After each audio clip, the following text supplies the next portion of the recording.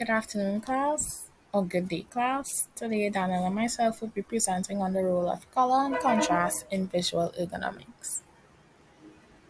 So, our objectives are understanding the role of color in visual ergonomics and understanding the role of contrast in visual ergonomics.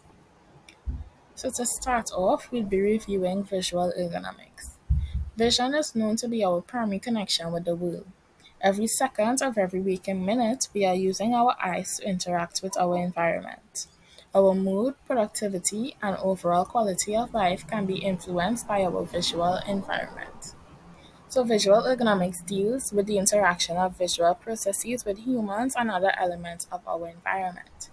This theory is used to design, assess workplaces, and optimize the well being of humans and the overall performance of the system. Visual ergonomics is important because by altering factors like lighting, display design, font size, and glare reduction, we can prevent cases of eye fatigue and discomfort. So, what is color perception? When light hits an object, a portion of the light is absorbed by the object and the remaining light is reflected. This reflected light enters the eyes where it's focused on the retina. Red colored objects absorb white light and reflects only red wavelengths of light. The same follows for green colored objects and blue colored objects. In the human visual system, the rods and cones in the retina is responsible for color perception. We have respective cones for red, blue, and green wavelengths of light. Longer wavelengths of light stimulate red cones, shorter ones stimulate blue cones, and medium wavelengths stimulate green cones. Simultaneous stimulation of these cones are what allows us to see the world in color. The stimulated cone cells convert light to an electrical signal, which is sent to the occipital lobes for processing. And up top here we have a diagram of the retina, the photoreceptor cells in the retina. There you could see the rods, which are the black colored receptor cells, and then we have the red cones, the green cones, and the blue cones. So color, although a small detail, can play a very important role in visual ergonomics. Ergonomic influences are visual comfort, focus and attention, glare reduction, safety and awareness, spatial perception, and emotional response. With respect to visual comfort, wall colors play an essential role in providing visual comfort in an environment. Soft, muted colors are generally more soothing to the eye compared to bright fluorescent colors. Proper color selection can enhance comfort by reducing eye fatigue. With respect to focus and attention, colors are known to have a great impact on focus and attention. Green can promote security, relieve stress, and improve efficiency and focus. Yellow can have cheerful qualities and increase concentration. Blue can encourage relaxation, better mind flow, and performance. Orange can promote better focus, concentration, but bright intensities can be distracting. And lastly, red can generate a greater attention to detail. In terms of glare reduction, lighter colors tend to reflect more light, which increases glare. Darker colors, on the other hand, absorb more light, which reduces glare. A harmonious and visually comfortable environment is created when there is a color scheme that balances both light and dark colors. In terms of safety and awareness, color is used to enhance physical safety and prevent injury in a work environment. They can indicate different things in many different ways.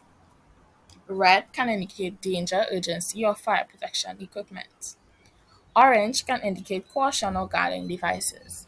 Yellow can indicate caution or minor risk of injury. Green can indicate safety equipment, information, or first aid equipment. And blue can indicate guidance or no immediate hazard. White is also said to indicate poison or toxins.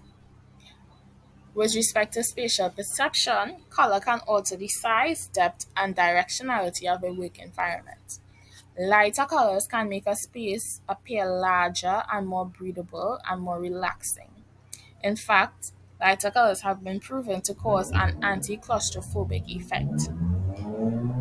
With respect to emotional response, warmer colors tend to elicit emotions like passion, energy, and alertness, while cooler colors elicit emotions of calmness.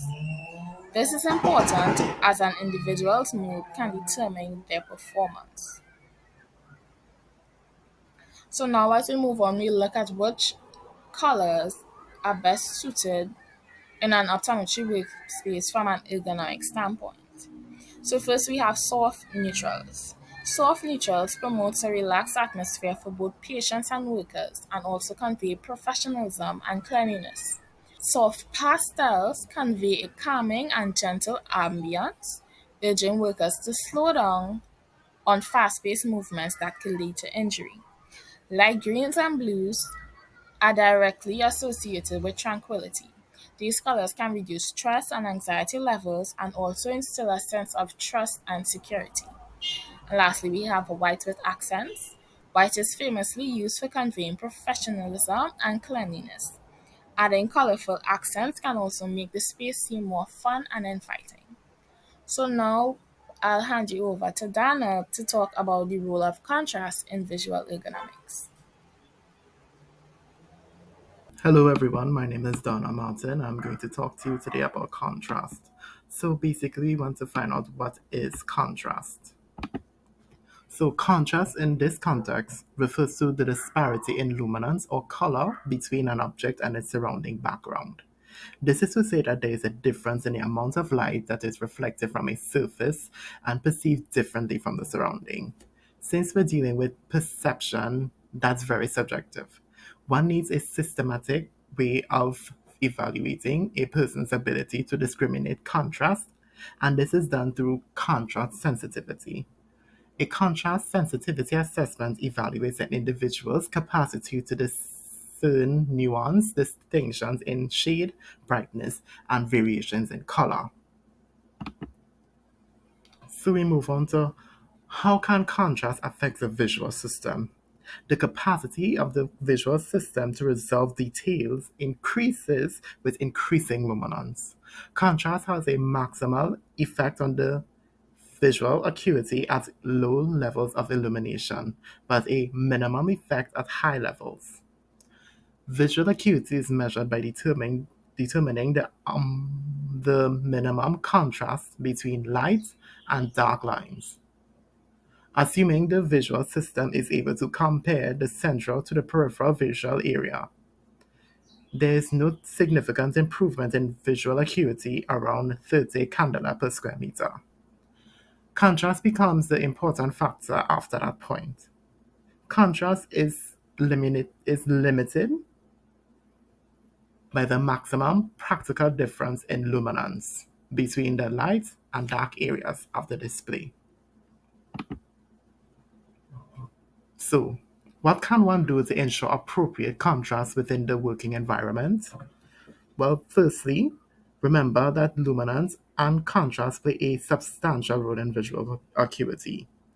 The requirements of visual display terminals that the display should be capable of a luminance of at least 35 candela per square meter. 2.